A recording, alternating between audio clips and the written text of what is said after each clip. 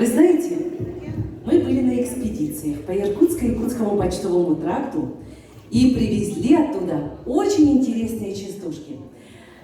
Частушки «Сербияночка» Иркутско-Якутского почтового тракта. Нам нужна будет ваша помощь, когда мы хлопаем. Пожалуйста, хлопайте вместе с нами, хорошо? Все, ну что?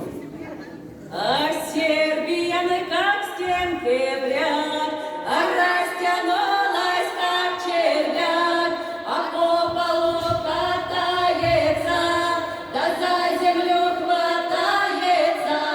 А тарарайра, ой-ера, а тарарайра, ой-ера, а по полу катается, да за землю хватается. А сербиянка плавится, да к вечеру